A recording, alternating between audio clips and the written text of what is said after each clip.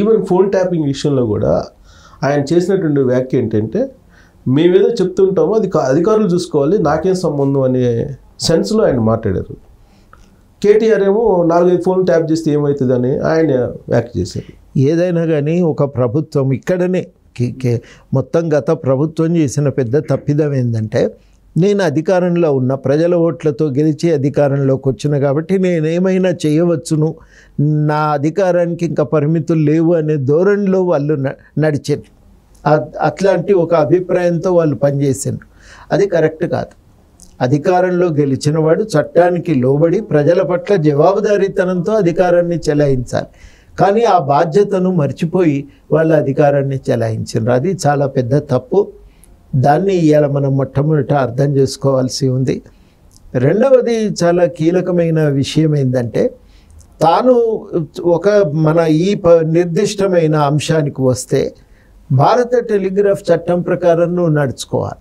ఆ చట్టాన్ని తుంగలో దొక్కి నేను అవునాయా 4 ఫోన్లు, నీవెవరు, నీ అధికారం అనేది పూర్తిగా నీ ఇష్టానుసారంగా చెలాయించడానికి అక్కడ అవకాశం లేదు. చట్టం ఒప్పుకోదు. ప్రజాస్వామ్య సూత్రాలు అట్లాంటి పద్ధతులను అసలే అంగీకరించవు.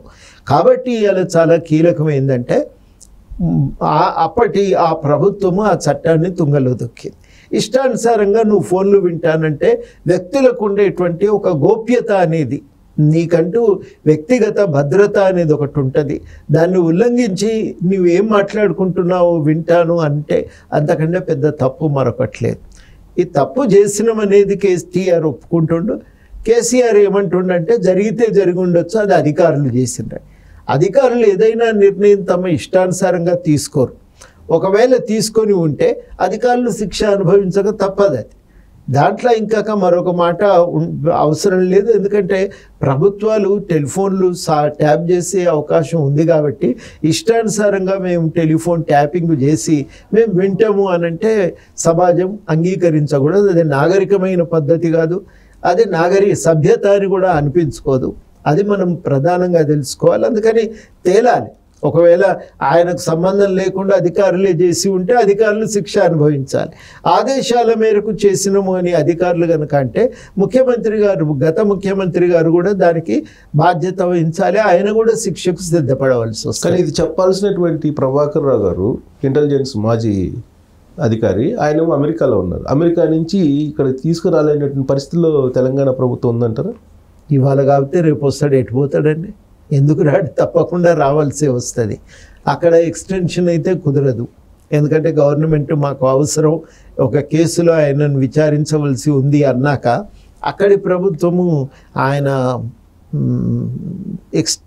పొడిగింపు ఇచ్చే అవకాశం అయితే లేదు. వీసా పొడిగించే అవకాశం లేదు. సో ఈ కేసులన్నిటిలో కేసీఆర్ అరెస్ట్ అయ్యే అవకాశం ఉందా సార్ అసలు? అంటే ఈ కేసులు ఏమేం చెప్తున్నాయి అనేది మనం అర్థం చేసుకోవాలండి. మొట్టమొదటిగా ఈ కేసుల వల్ల మనకు తెలిసేది ఏంటంటే విచ్చలవిడిగా అధికారాన్ని చెలాయించారు.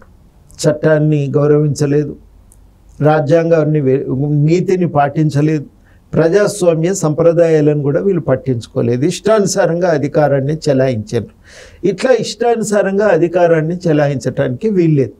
ఇట్లా ఇష్టానుసారంగా అధికారాన్ని చెలాయించినటువంటి వ్యక్తులపైన చర్యలు తీసుకోవడానికి చాలా అవకాశం ఉంది, లేకుంటే పోలేదు. కాకపోతే ఏంటంటే అట్లాంటి విచారణ అనేది ఒక కక్ష సాధింపు చర్యగా ఉండటానికి వీల్లేదు. ఆ విచారణ అనేది న్యాయసమ్మతంగా ఉండాలి. చట్టం పేర్కొన్న పద్ధతుల్లోనే అది జరగాలి. చట్టం పేర్కొన్న పద్ధతుల ప్రకారమే శిక్ష కూడా ఉండాలి. అంతే తప్ప కానీ మాకు ఆయనకు రాజకీయంగా పడదు కాబట్టి మేము ఏదంటే అది చేయొచ్చు అని ప్రభుత్వం అనుకుంటే అది కూడా తప్పు అవుతుంది. ఈ విషయం ప్రభుత్వం గుర్తించి జాగ్రత్తలు పాటిస్తున్నారు, విచారణ చేస్తున్నారు, వాస్తవాలు తెలుసుకుంటున్నారు. ఆ వాస్తవాల ఆధారంగా తర్వాత తప్పకుండా క్రిమినల్ చర్యలు కూడా మొదలవుతాయి. అంటే ఆ క్వశ్చన్ నేను ఎందుకు అడిగానంటే, ప్రొఫెసర్ గారు రేవంత్ రెడ్డి పదే అనేక సందర్భాల్లో తెలంగాణ సమాజానికి చెప్పిన మాట ఏంటంటే మొత్తాన్ని కల్లగొండ ఫ్యామిలీ తీసుకెళ్ళి నేను ఒకే జైల్లో పెడతాను, అసలు అన్ని తప్పులు చేశారు వీళ్ళు, తెలంగాణలో హైదరాబాద్ చుట్టూ 10,000 ఎకరాలు 1,00,000 కోట్ల రూపాయలు డబ్బులు సంపాదించారు, ఇలా రకరకాల ఆరోపణలు ప్రచార సందర్భంగా చేశారు. ఆ దిశగా అడుగులు పట్టడం లేదు అనేటువంటి ఫీలింగ్లో కొంతమంది ఉన్నారు.